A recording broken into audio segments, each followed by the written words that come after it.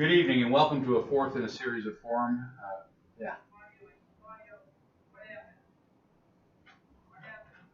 That was me. You're not wearing your mic? Oh, that's fine. Good catch. Hi. He's the only one that gets to do this. Good catch. yeah, right. We don't get second. Yeah, right. Listen, this comes to 20 years of not doing this correctly. So, okay. Kelvin, I'm ready whenever you guys are. Okay. Sorry, Michael. When I could hear, why can't you hear? That's when I stopped because I'm like, something's wrong. Yes. So, 54321012345. Okay.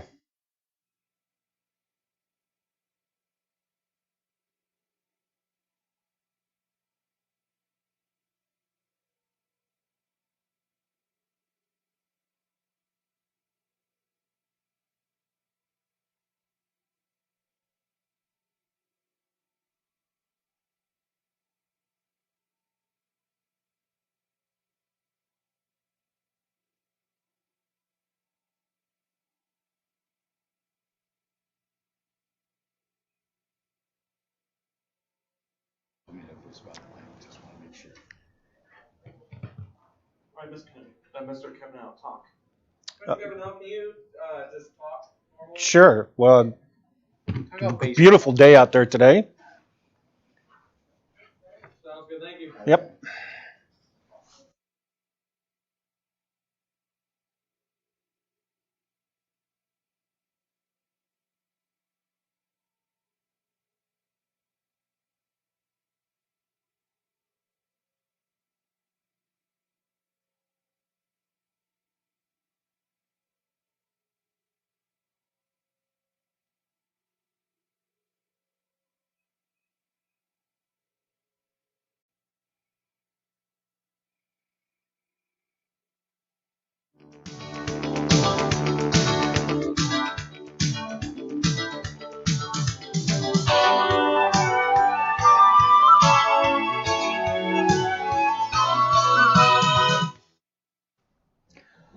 Good evening and welcome to a fourth in a series of candidate forums for the candidates for office on November 2nd that is being brought to you by Cayuga Community College and the Citizen, shown on Spectrum, Verizon Fios, and ARMA, the Auburn Regional Media Access, and played on the college's radio station 89.1. I'm your moderator, Guy Cosentino. On November 2nd, voters in the 11th Legislative District will go to the polls to choose a member of the Cayuga County Legislature. The current incumbent, Elane Daly, a Democrat who is also on the Working Families line, is seeking a second term and facing Republican and conservative Mario Campanello Jr. The 11th district for Cayuga County is one of the districts up this year within the city. There are 3 this year that have races, and it's located in the northeast section of the City of Auburn. The position of a member of the Cayuga County Legislature pays $13,500 annually. Currently the legislature is made up of 15 members with 6 Democrats, 5 Republicans, 1 conservative, and 3 non-affiliated members, with about half the legislature up this year. And I think we're bringing you all of them but one of those forums this year. With several incumbents not running for re-election, control of the legislature could change this January depending on the outcome of all of these elections. Representing the press today is a familiar face to those who read The Citizen. Jeremy Boyer is the executive editor of The Citizen. He will be asking the questions of our candidates as usual. I appreciate him being here. He runs a column every Thursday, so once you're done watching this, go to your Citizen and read his column as well. With the COVID-19 worldwide pandemic, we've had to make some changes to the way we've done forums from in the past. So both candidates are in the studio. We have limited the number of individuals in the studio. Everyone is being masked except for the candidates and Mr. Boyer and myself, who are all 6 feet apart. Once we are seated, or in my case standing, they can take off their masks. Prior to the taping of the show, we flipped a coin to see who would go first in their opening statements, and that will be reversed as we finish. That order was decided with Mr. Campanello speaking first, and then Elane Daly second. So we'll turn to opening statements. First of all, to both of you, welcome to this forum. We're going to hear from Mario Campanello Jr., who's on the Republican and conservative lines. Welcome to the studio. Thank you. And thank you to everybody that helped put this together and to give me a chance to come and introduce myself to the voters of District 11. A little bit about me. I'm a family man. I've been married to my wonderful wife for almost 17 years. I have 3 amazing adult sons and 3 beautiful grandchildren. I've lived in Cayuga County most of my life, and for nearly 29 years I've worked for the Cayuga County Sheriff's Office. I'm retiring in January, and with that said, I'd be able to devote my time to be the legislator. Some of my platform, public safety. When elected, I'd like to get together with other like-minded legislators from other counties and push back on New York State with some of this bail reform. It has some pros and cons, but mostly cons. It's not a matter of if or when somebody gets hurt, because it's, as a matter of fact, people are getting hurt, even right here in our own county. Water quality is an issue for me. We've been dealing with water issues for a very long time, and I think it's time that we buckle down and really put things together to put this to bed. Lastly, is taxes. I'm not a person to make promises I can't keep, so I won't sit here and say that I'd be able to lower taxes. But what I can promise you is that I'd be a watchdog for you as far as how your taxpayers' money is spent. It's time for a change in local politics.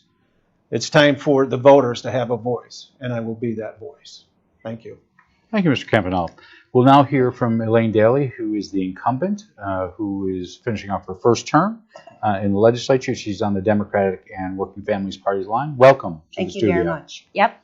I also appreciate the opportunity to be here today. I am running for re-election in District 11. For those who know me know I'm a lifelong resident of Auburn. I've lived in District 11 for over 35 years. I've worked in county government even longer, starting as a public health nurse, holding multiple health department positions, and ending my career as the Director of Health and Human Services. I have and continue to be active in community services. I'm serving on the legislature and a number of community boards. I ran in 2017, 3 years after I retired, to get back involved in the work of county government, to apply my experience to the work as a legislator, and that is exactly what I've done. From a Health and Human Services perspective and as Chair of Health and Human Services, I've been involved in a number of important and challenging work that's been done by multiple county departments. Some of the concerns during my term had to do with the COVID pandemic and its impact on children and families, drinking water protection, the opioid crisis, the increased mental health service needs we're seeing, and a plan to deliver services to those over 60, which is becoming a huge undertaking. I came to the job with a lot of experience, and 4 years later, that experience has only grown. So has my knowledge of the county, of the various county departments, of the county workforce, and the complex issues impacting our community.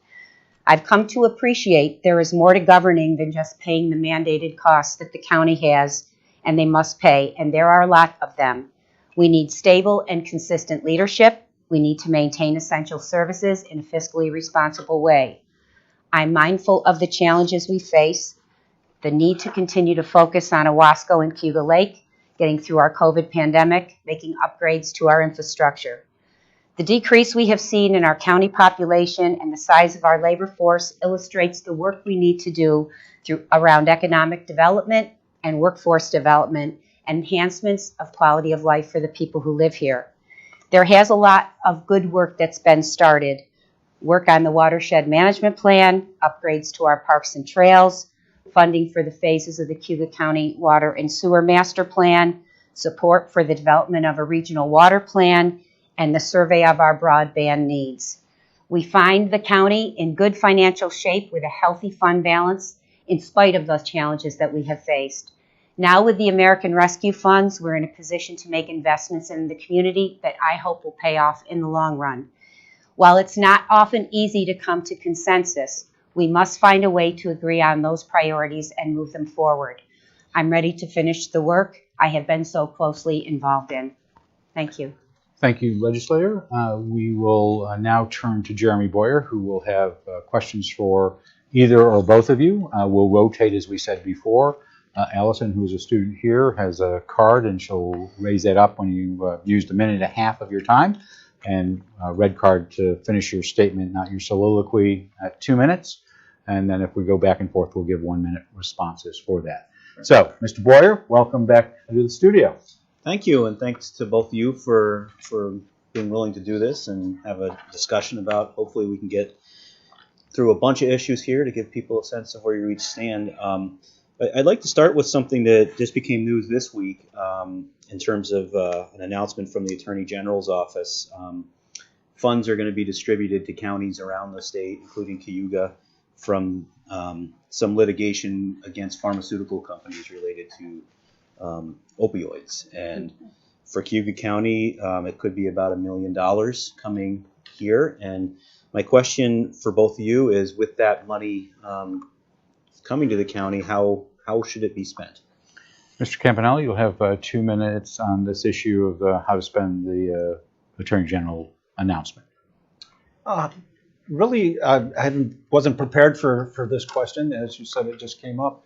I think we need to go more with also educating not just law enforcement, but also the parents and schools about getting some information out there so that we maybe can stop some of this bad stuff from happening. As far as rehabilitation and stuff like that also is important as far as what we're talking about. Too many kids, our kids, are dying from this heroin epidemic, and we all know that's what it leads to, is from the pharmaceutical end of things. So I wish I had been a little bit more prepared for that one, but it's pretty much my answer right now. I will learn more about it, though. Okay. Legislator Daly, this issue of the Attorney General's announcement earlier this week? Yes. So far, the county has accepted, at least in a very rapid time, because they had to be signed off on, 2 settlements that I'm aware of that the county is looking at. One was $254,000 to $700,000 a range, and the other was $1.4 million, I think, but over 18 years. So it is 2 of a number that we're anticipating, and we've already started some dialogue about the opportunity to reinvest some of those monies, especially in the work of the Healing Community Study. That particular study is coming to an end in June of 2022. The impact dollars that we've been using to offset and fight the opioid epidemic here will no longer be available, because it was the research study for 4 years. So there is an opportunity, I think, at that point to look at, instead of just taking this in, really reinvesting in some of the work that's already been done to battle the opioid epidemic. And I would support that. Thank you. Mr. Boyer. Another windfall, so to speak, for the county is the federal COVID relief funds, and decisions about how to spend those are going to be a big project for the legislature. It's already started some of that work in hearing from department heads about some of their wish lists, but I'm pretty sure the wish list is bigger than the amount of money that's going to be there. So I'd like to hear from you what you think the priorities should be, if there's a specific, certain areas of the kinds of things that should be spent, or that the money should be invested on, or is it a certain parameter in the kind, the types of programs that we need to be looking at. But just in general, what are your thoughts on how you're going to evaluate the spending of those monies? Okay. We'll start with Legislator Daly and then Mr. Campanello. The American Rescue funds that are coming into this county, 14.8, I think, 14 million, just over $14 million. We've already received 7 million of those. We have, as you say, we have a laundry list of things that we've already gotten from the department heads. And this was really to start the work of looking at how to prioritize the spending of that. I think we've made a general discussion that we're looking at investing those dollars on one-time investments in our community, not certainly anything that we would use to balance the budget on an ongoing basis. I think there's opportunities And again, we need to wait to see what happens with the infrastructure money, but there's opportunities to look at support for some of the water and sewer projects. There's opportunities to support what we are waiting to hear, which is the assessment on our broadband survey that is coming forward. But there are also opportunities, I think, because 6 to 8 million of this 14 million falls into the lost revenue category, where we have a lot of discretion on how we spend it. I think it almost looks like the list that we're getting could be a capital plan for the county, investments in buildings and equipment. I think we should look at. There's a lot of requests coming from soil and water. So if water quality is a priority, there's an ample time to spend some of those resources on things that will impact the ability to look at improving our water quality. I just think at this point we are given the task of attempting to look at establishing some criteria for its use, and really where the 15 of us look at see our priorities.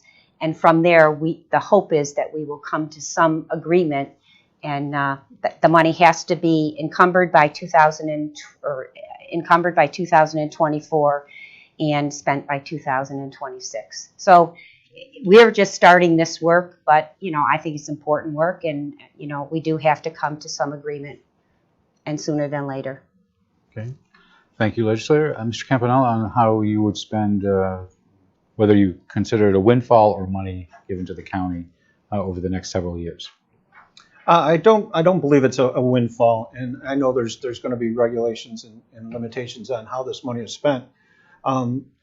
The thing that sticks out in my mind is that it's about COVID relief, and I think that's how we should go. Yes, there's going to be some areas where money needs to be put into certain things, but again, I'm strongly for COVID relief. My opponent mentioned something about broadband. That would help, because when the kids were going to school, some of them didn't have good broadband to learn from home. So I mean, I get some of that stuff. Going to something that has nothing to do with COVID, like let's hypothetically take the Emerson Park. I think we could find other monies to make upgrades and stuff there, instead of using this money, which in my opinion should be allotted for COVID relief. Legislator, you'll have 1 minute to follow up, and Mr. Campanello will have the same minute if he wishes as well. There are categories of spending on this money. One is public health response. One is negative impact of COVID. One is the lost revenue, which is the $6 to $8 million of flexibility that we have. And the other is water and broadband. And in the information that we had received under public health response, there is criteria that talks about park enhancement as being one of those categories that fit that criteria. So although we have earmarked $1 million for Emerson Park, we have not entered into any agreement, but we did it to leverage additional funds to make those enhancements. Okay. Mr. Boyer. All right. Another issue that the legislature is going to have to deal with in the next 12 months is redistricting. You're running for a seat that carries a 2-year term instead of a 4, because the legislature wanted to align all the districts so it would be easy to make changes in where district lines are drawn, as well as perhaps the number of districts. So I'd like to ask you both, in terms of the number of districts, sort of the two-part question of, do you think 15 is the right number, or should it go up or down, and why? And then within that, the City of Auburn has 5. You're looking to represent District 11 in Auburn. Do you think the number of districts in Auburn should be changed? And if so, any ideas on how that should be arranged? Okay, Mr. Campanello, you're going first on this issue of size and of the legislature and redistricting itself. Thank you. I believe that it definitely needs to be looked at. There's the weighted vote that we've been talking about prior to this. The thing is that I kind of lost my spot here. It should be, in my opinion, one vote one person. So each legislator, this weighted thing is a little crazy. As far as reducing the districts, maybe a little, go down to 11 possibly. We all know it has to be an odd number as opposed to an even number. But it definitely needs to be looked at as far as the weighted vote is going. Okay. Legislator, this issue of the size of the legislature and redistricting itself. Yeah.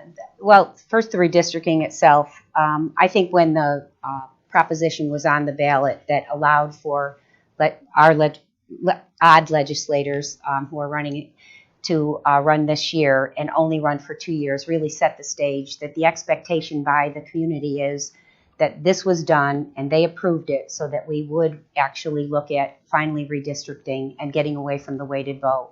So I think we do have a responsibility and an obligation to seriously take a look at that now that the census data is out and to draw the lines, redraw the lines, make the districts certainly more, they're not as legal as they should be at this point. They should be not more than a 10% difference.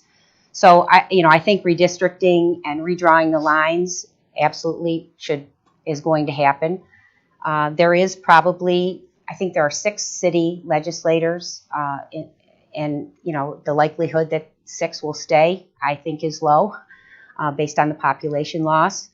But we do need some serious conversation about how we're going to approach this. And there has been some discussion about perhaps getting away from 15. Maybe it's too unruly to get a lot of things done, and reducing the size either to 13 or 11. But no definitive decision's been made. Okay, Mr. Boyer.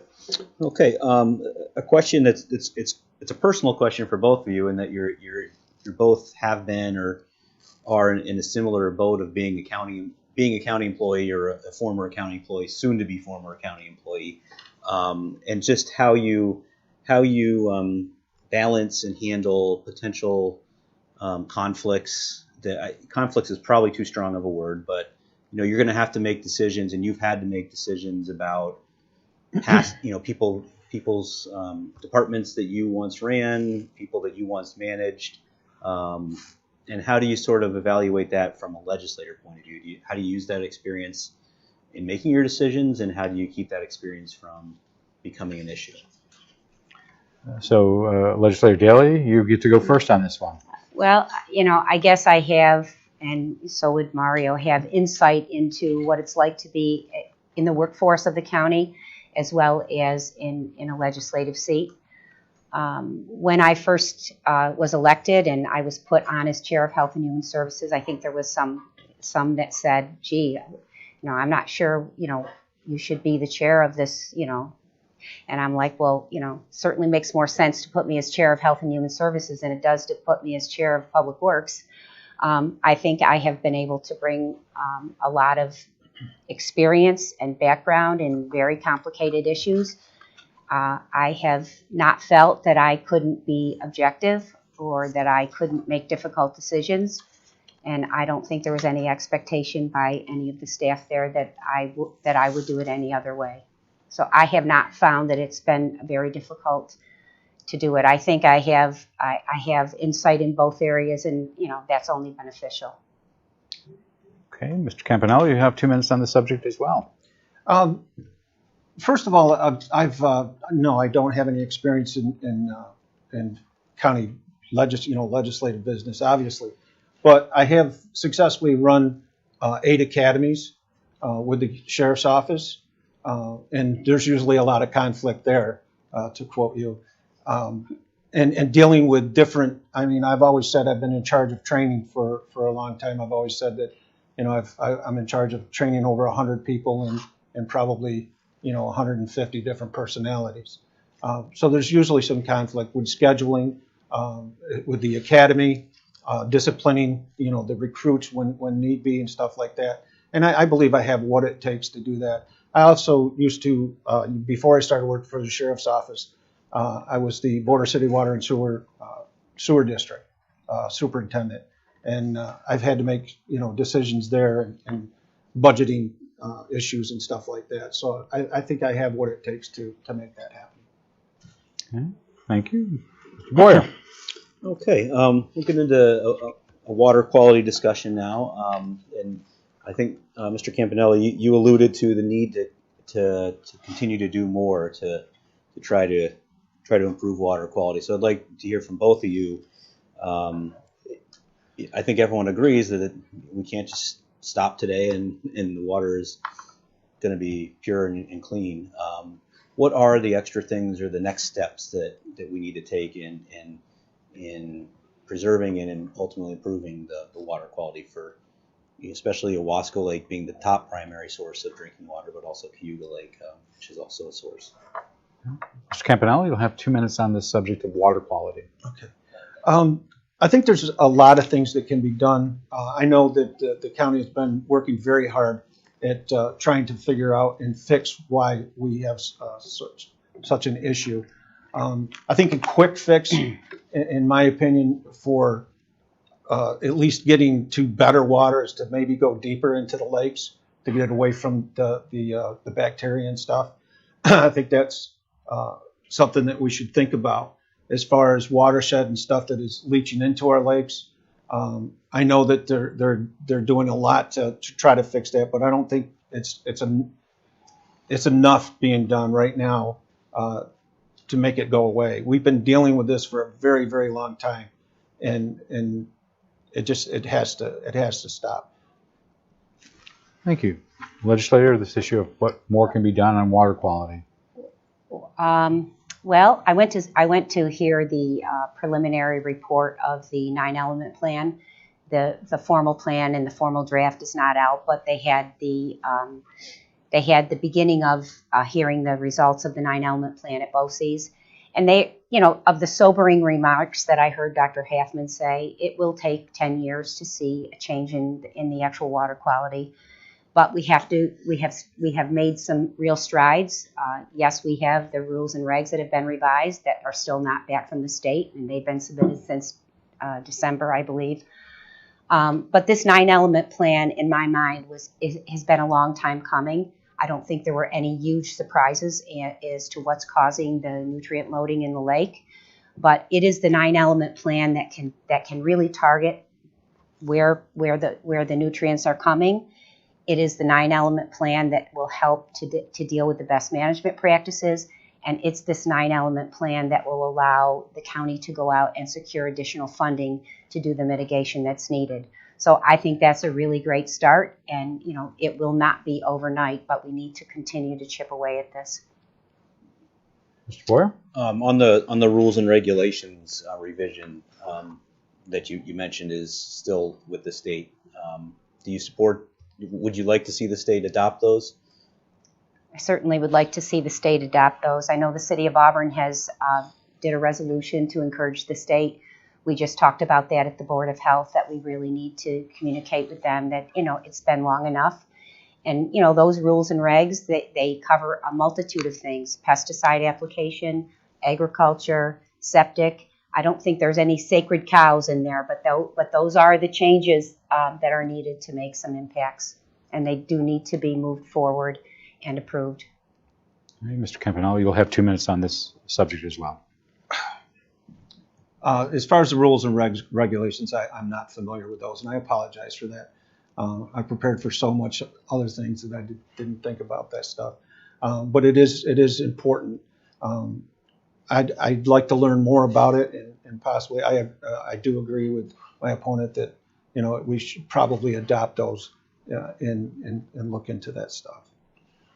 Okay, Mr. Boyer. All right, we'll shift to a different health topic, and that's COVID-19 and the county's role in dealing with COVID-19. A big issue currently is getting people vaccinated and providing testing resources for people. So for both of you, I'd like to ask the first question about, do you agree with the county health department's efforts to promote the vaccine? They're encouraging everyone that's eligible to get vaccinated, saying it's safe and effective and our best tool for beating back COVID. So I'd like to start with that question, and then we'll move on to another related one. Mr. Campanello, you're up first on this particular issue of the vaccinations. I think the county has done a wonderful job in promoting the vaccination. The only thing is I don't want to see is it mandated like it's starting to happen, in the state level, and for nursing, for 2020 and part of 2021, our nurses were heroes, and then now they're being fired because they're not being vaccinated. I think there's other alternatives for that. I mean, it worked. If they have some reason that they don't feel comfortable, they don't feel safe, they don't understand what's going on with the vaccination, or don't know enough about it, maybe offer testing or something like that instead of just outright firing them. So I don't think anything should be mandated to that extreme. But yes, education and trying to get more information out there for the public to understand it. I mean, I'm vaccinated, and I've had COVID just recently within the last 3 weeks. So I'm glad that I did, but it was my choice, and I'm glad I made that choice, and it should be that way for other people. Okay. Legislator, this question about the mandating vaccines and the county's response.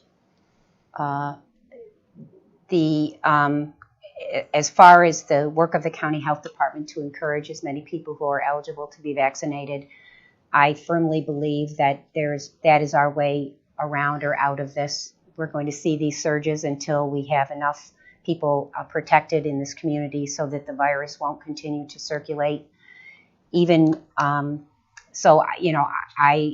I applaud their efforts to try to get as many people immunized as possible. I think it's the strategy that will be the most effective. We're not there yet, but I continue to advocate, as they do, for anyone that's eligible to consider being vaccinated.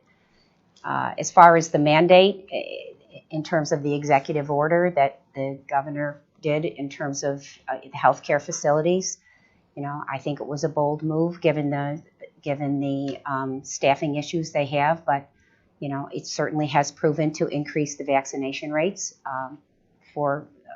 in a number of cases. I do personally believe that people seeking health care should not have to worry about being exposed to COVID-19, so I don't find her executive order offensive in any way. Okay. Before we continue, I just want to let people know where we are and what we're doing. This is the 11th Legislative District Forum here at Cayuga Community College, sponsored by the college and the Citizen. We have both candidates in the studio, Elane Daly, who's on the Democratic and Working Families line, and is the current incumbent, and her challenger, Mario Campanello Jr., who's on the Republican and Conservative lines. The 11th district is one of 3 districts open in the City of Auburn this year of the 6, but this is the only one in the city where there is an incumbent facing a challenger. The district is in the northeast corner of the city, roughly from the hospital over to Hoops Park in that area. That is a really horrible map I just drew, but that's roughly what it is. And we're delighted to have in the studio, as usual, Jeremy Boyer, the executive editor of the Citizen, to ask the questions. Mr. Boyer. Okay, to kind of follow up on the mandate question, I've heard you each give me your thoughts on the healthcare mandate, perhaps, but there are some governments around the state that are doing mandates for all staff. Cayuga County, unless it's the health department, which is covered by the state mandate, so far has not done that. My question, given the size of the county workforce, is a county workforce mandate, county government workforce, to be clear, mandate something that the county should do as well. Okay. Elane Daly, you're first on this issue. As far as a county mandate, there has been no current discussion about us as a legislature mandating the county workforce be vaccinated. There is, in my opinion, if we were to go down that path and it would require a vote of the 15 of us, it would likely not pass in terms of getting support. There's union issues that would have to be taken into consideration. I'm not saying it's not a discussion that we might not need to have, but at this point there has been no talk about a mandate for the county workforce. I did inquire before I came what the actual vaccination rate is for the county workforce, and we're about 70% of our county workforce is currently vaccinated right now. As I said, I think it would be a tough fight to have, and at this point there has been no discussion about making that a mandate. Okay, Mr. Campanello, on this issue of mandating county employees to be vaccinated. Being a county employee, we get daily updates with COVID from the health department. From what I'm seeing, it's more people that are vaccinating are coming down with COVID than people that are not. Not that I don't know, maybe because they're wearing masks, the people are not vaccinated. I'm not sure, but and again, I've been vaccinated and I came down with COVID. As far as mandating it for the county employees, I agree with my opponent. I don't know if that would be. It would take a lot, and I don't think it would come too easily. Again, with the unions and stuff like that, I don't think it would pan out well. Legislator, you have 1 minute to follow up. Just in my opinion on the one part of the statement about the breakthrough cases, there certainly are breakthrough cases. Not every vaccination is 100% effective. But in my mind, the breakthrough cases continue to come because the circulating virus is in the community and the transmission is high. To me, going back again to having more people immunized and protected, I think would go a long way to prevent further outbreaks and further breakthrough infections for people that are vaccinated. Thank you. Mr. Boyer. Okay. Well, let's go to a happy subject: county government leadership structure. The legislature has been operating essentially in sort of an interim form, where the chairperson has been the day-to-day manager or top management official for county government, as the legislature looks to decide whether it wants to make a change and go towards an elected executive, go back to the appointed administrator that had been in effect for about a decade, or some other thing that maybe no one's thought of. So I'd like to hear from each of you on what you think your preference is for where the county should go in terms of its leadership structure long term. Mr. Campanello, you're first on this subject. I think it's pretty easy here. For years and years, we've had chairmen appointed and voted on by the other legislators. That worked for a very long time until it didn't. And then we hired 3 different administrators to run a day-to-day business. And in my opinion, that was a disaster. Not only that, it cost the county taxpayers hundreds of thousands of dollars because we had per contract when these people left for one reason or another. My personal opinion is I believe we should have an elected county executive to run data. Let the people decide who's going to do what instead of leaving it up to 15 people to decide who's going to run day-to-day business with the county. Legislator Daly, on this issue of county structure and leadership. I guess I never initially thought when I first came on that I would be in any way supportive of a charter and an elected executive. Although if that is the only way that we can get stability in county government, I think that may be the way we have to go. And certainly counties that go to a charter do it to clearly put someone in charge of county government that, apart from the powers independent of the legislature. But I think, we should be aware that, if we are to move to a charter, and that is a multi-year process, we've just spoke the word, we've done no work to get us there. It would really, there is no guarantee that someone who could get elected countywide would have the professional skills and leadership to run the $152 million county operation. So we would likely be building a team of people around that person anyway. When I first ran, I was very hopeful that the stability in county leadership would be there. I swore that, you know, we should be supportive, and it would be good for the county year after year to have some consistency, and obviously that didn't turn out that way. But I do believe that we do need, in addition to a chairman of the legislature, which could change year after year as well, some form of stable county professional management. Thank you. Mr. Boyer. Along the lines of, you know, what the role of a legislator is in that day-to-day operation, I'd like to hear each of your thoughts on how you handle or would handle a circumstance where a constituent or an employee or a constituent comes to you with a concern about county government. Is that something that you get into with the department head and work out one-on-one, or, you know, what are the steps that you do when you get that information to try to help the constituent or the employee? I believe we're up for this question to Ms. Daly. You know, this is reminiscent of the conversation we had when we were talking about a county administrator and how county legislatures need to get out of the operations and get into governing. We currently just have a chair. I made the case when we had a county administrator that those kind of concerns would be brought forward to that county administrator, and they would be involved in some of the response. Right now, we have a chairman, and that's all we have. So if we get, I think we as county legislators are involved far too much in operations now, and we've had to force to be because we don't have the internal structure. But generally, you know, if I have a constituent issue right now, I guess I would talk to our chair about it, and at this point, I would have to go to the affected department because that's currently all the structure that we have. Thank you, Legislator. Mr. Campanello, on the issue of how you would deal with constituent queries. It's going to, depending on what it is, and with the constituent,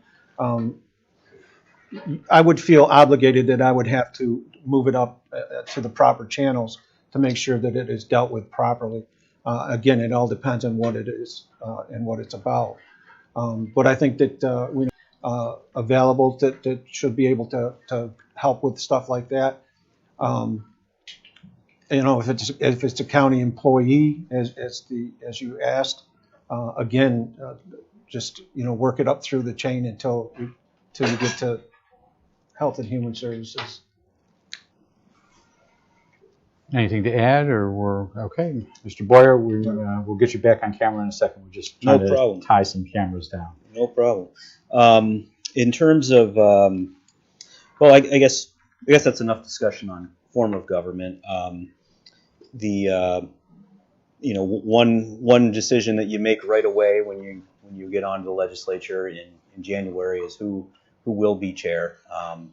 I have spoken with Elane McNabb Coleman recently, and she indicated to me that she would be interested in doing it again, continuing. And there may be others, and we have no idea how this election is going to turn out, so we don't know which parties might have the majority. But I'd like to ask your opinions of the job she's done and whether you would support her in re-election for a chair or not. So, Mr. Campanello, on both her performance and would you reappoint Elane McNabb Coleman? You have 2 minutes on this. Thank you. I think Alane's done a wonderful job with everything that she's had to deal with over the last couple of years, especially. As far as if I would pick her again, I mean, we'd have to see who was in office and who the legislators are. Right now, I think she's done a great job. She knows what she's doing, and I wouldn't oppose picking her again. But again, I'd have to see what the pool would be to choose from. Okay. Ms. Daly, would you, how has the performance been of Elane McNabb Coleman, but also would you vote for her again to be chair? When she first became chair, and I think she's been chair 2 years now, which has been a real plus in terms of some continuity, she said that she was looking forward to being held accountable for the work that she's done. And she has done a significant amount of work. The time she's put in I think she's done an excellent job. I would have no qualms about voting for her for chair again if she was interested in doing it. Mr. Boyer? Okay. One of the issues with Auburn districts over the years has been dialogue, communication, cooperation with city government, county-city government relations. Just like to kind of get your general thoughts on how is that evaluate how that relationship is going these days, and what do you think are the keys to maintaining a productive relationship going forward? Okay. And legislator, you're up first on this. You have 2 minutes on this issue of relationship. You know, I think in general, I don't have a ton of conversations day to day. I think there are opportunities for the city and the county in terms of projects to be working together on. We talked last night at the committee meeting about the homeless issue and its impact to both the county and to the city of Auburn. Those are natural opportunities I think we could leverage some funds and support to work together on. I think there's generally a lot of confusion about even what a city legislator does, because it's not the same as the city council. You know, our role is to oversee the delivery of county services, although we do represent, you know, our constituents are part of the city of Auburn. But I think there are, you know, through shared services, there are some opportunities to work together. I don't see the relationship as adversarial in any way, but you know, we are not working as closely, I guess, as people might think we are. Okay. Mr. Campanello, on this issue of city-county relations. I'm not real familiar with how the city and the county work together. I know that it's an imperative that they do. So I don't really have a great answer for that question. I'd like to learn more about it. I would assume that they would do work together closely in certain things and get along, basically. Mr. Boyer. To kind of go back to sort of a related question when I asked you about the chair, is control of the legislature, and it's kind of, I guess technically the Democratic Party has the majority, although it's not really a majority because it's 6, but they have the most. So both sides are, you know, certainly at least the party leaders would like to have a clear majority for the legislature. So as a candidate for each party, kind of make your case for why you think it's better to have Democratic majority or it's better to have a Republican majority on the legislature starting in 2022. Mr. Campanello, why should the Republicans be in charge? You know, that's a peculiar question. I think that once elected, it's got to be more bipartisan than you know, who's in charge is whether Republicans or Democrats. I mean, that seems to be an issue not just locally but nationally too. It's, you know, I've noticed going campaigning that if you ask somebody to, you know, they're for you and they go to, you ask them to put a sign in their yard and they don't want to deal with that because they don't want their neighbors to know how they voted because there's so much tension going on with that.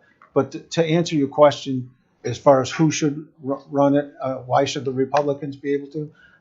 You know, that's a very peculiar question. I think once you're in the office, you know, sometimes that party's got to have some different ways to look at things and work together. I mean, basically that's what it is. We're supposed to work together so that we can do what's right for the voters and the constituents of the county. Elane Daly, do you want to make a case for you and your fellow Democrats? Well, it is.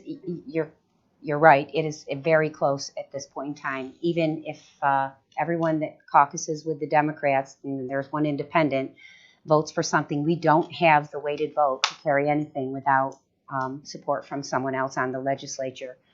I think it is, who's in control. There is a lot at stake there. The chairman of the legislature forms the committees.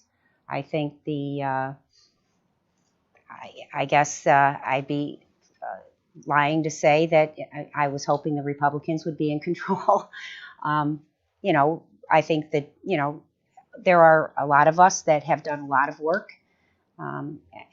Again, party control is a big deal. And there's always a fight to see who's going to end up in control. Mr. Boyer. I always hear candidates talk about they want to represent the will of the constituents. They want to do what the constituents want them to do. So my question for both of you is, how do you figure that out? How do you figure out what the residents in your district want you to do, how they want you to vote, how they want you to prioritize things? So it kind of goes to the question of how do you stay in touch with constituents? Legislator Daly, you'll have 2 minutes on this subject. I again, being a city legislator, I do not hear probably what the city councils hear in terms of the issues that are affecting the city of Auburn. But I think it's been fairly clear, especially during this pandemic, that there are people, when the going gets rough, they expect from their government to meet their needs. And I've heard from people in response to the COVID pandemic, and where they feel that there's not enough testing, where they feel there's not enough vaccination. I think there is an expectation that they get service for the taxes that they pay. I think they expect to have a government that's responsive to their needs.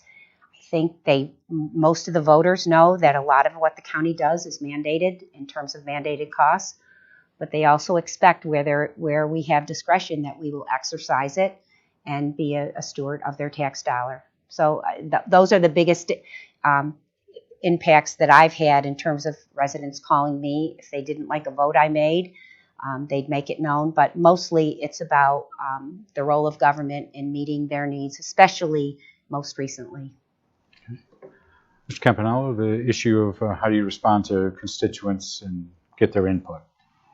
My plan, if elected, is to not campaign just before the election, is to continue to campaign to the people, get out there and talk to the constituents, keep an open line. I know, and as you'll hear in my closing, I want to keep an open line and not be forgotten. Not forget about the constituents during my term. That's pretty simple. If you ask me, it's to stay connected with the constituents so that they know that you're there for them, and you can, you make one person happy, you may make two mad. I get that and understand that, but I would do whatever I could to keep in touch with the constituents. Mr. Boyer, you're down to your last question. All right. Well, I think Mr. Costantino mentioned $13,500, the salary for this position, which, depending on how hard you work at it, could be a pretty low hourly wage. So my question for you, and I know this is like a political third rail. You never say I think the elected office should get a raise, but let me put it to you in the sense of, what about those who feel like we do need to raise elected official salaries in order to attract more candidates, more quality candidates into public office? Is that something that the legislature should consider, perhaps as part of the redistricting that's going to be discussed? Mr. Campanello, you'll get this question as well first. It's in my case is going to be kind of unique. I will be retired when I take over a legislator, and you can only earn so much money after that. So I don't mean to make light of it. I know that there's certain things that legislators have to do. I know that I believe there's a bonus for each committee they sit on. I don't think I didn't get in this for the money. I got in it to do a job. So. Thank you, Mr. Campanello. Legislator Daly, change the pay. I laugh about that. One of the first votes I was going to have to take was there was discussion about, because the salary for the county legislature had not moved in 15 years. And the first vote was to actually raise it from 10,000 something to kind of where it's at right now. And of course, I did not support that because I felt the first official vote I should take after taking office is not to raise my salary. I did feel that, it was adequate. Again, I'm not doing this for the money either. If you are serious about this job, it is a big time commitment. If you are a chair, it's a chair of a committee who gets an additional stipend, a $2,000 stipend. And when this was passed so many years ago, there is a 1% increase that happens each year, so $130 some. So it isn't stagnant as it was, but at this point in time, I probably wouldn't make the recommendation that, as we redistrict. And again, if we're going to be reducing the size of the legislature and we're looking at continuing this committee form of government, there likely will be more work for less people. But at this point, I haven't even thought of that. Okay. Thank you. Thank you, Mr. Boyer, for your thoughtful questions as usual. We're going to now turn to both of our candidates and have them make their closing statements. And as we said, they drew lots or flipped a coin at the beginning. And Elane Daly, who is the incumbent in the 11th District, who's on the Democratic and Working Families line, will have 2 minutes for her closing statement. Thank you. I certainly won't need 2 minutes, but I do want to take the opportunity to thank the college and you both as moderators for the opportunity to participate in this debate. I also want to thank the voters who supported me in the past and the voters who will continue to support me as I seek re-election. I said 4 years ago I would work hard if elected, and I have. I care about this community. I care about the people who live here. I'm ready to invest my time and energy in the work of local government. I agree with the citizen coverage that it is local elections that have the biggest direct impact on people's everyday life. It's important that you cast your vote, and I'm asking for your support. Thank you. Thank you, Legislator. Mr. Campanello, Mario Campanello Jr. is on the Republican and Conservative lines. You have 2 minutes for your closing. Thank you. In closing, again, I'd like to thank everyone, Guy Cosentino, Jeremy for being here at the college, and thank Elane Daly as well. But I'd really like to thank the voters for watching and trying to figure out who they're going to vote for. Again, I've said earlier, go to my Facebook page, click on About, and then send me an email. I want to keep an open channel between the voters and myself if elected. And another thing that I wanted to bring up is while out campaigning, I've been told more than once that it's just a local election and my vote doesn't count or doesn't matter. Well, it does matter. There's been a lot of local elections that have been decided by, between 10 and 20 votes over the few years that I know of. So your vote does matter. November 2nd is right around the corner, less than 3 weeks away. I'm asking for your support so that I can represent you. Early voting starts next week. Just remember that it's your vote, your voice, and again, I want to be your voice. Thank you. Thank you, Mr. Campanello, and thank you both for taking the time to do this forum, not only for the voters in your district, but also for the community in general. We know it's not always easy being out there on the campaign trail. We wish you luck over the next several weeks as you go door to door and see people in your district. We also want to not only thank the citizen for their continued support of these forums and Mr. Boyer, but we also want to thank you for tuning in to listen to these two candidates as they put themselves out there for this election season to talk to you about the issues. We do encourage you to go vote on November 2nd, and as Mr. Campanello has mentioned, early voting does start next week, I believe on the 23rd, and so you can vote early. You may not vote often in New York still. We'll return this Tuesday with our 5th candidate forum. This is the first of 2 forums next week for open seats on the Cayuga County Legislature. On Tuesday, we'll have the Democratic and Working Families Christina Clarko facing Republican conservative Michael Pettigras to fill the seat of legislator Timothy Lattimore, a Republican who is term limited out of the legislature. Next Thursday, we'll be back in the studio with our last legislative race on the 21st. We'll have the candidates who are seeking the seat being vacated by Ryan Foley, a Democrat who decided not to seek another term. They are Brian Dahl on the Republican conservative lines and Brian Muldrow, who is running on the Democratic and Working Families line. So you can tune in for both of those forums. And then we'll finish our forums with our biannual City Council forum on Tuesday, October 26th, with all 4 candidates running for 2 seats. Incumbent Terry Cuddy will be in the studio, as well as Ginny Kent, Mr. Lattimore, who I mentioned, and Rob Otterstader. City Councilor Debbie McCormick has chosen not to seek re-election this year. Because of the number of forums we have this year, the Citizen does put them on their website, auburnpub.com, almost immediately from when they are taped. And so you can go onto them or Cayuga Media to tune into them here at the college or on our radio station 89.1.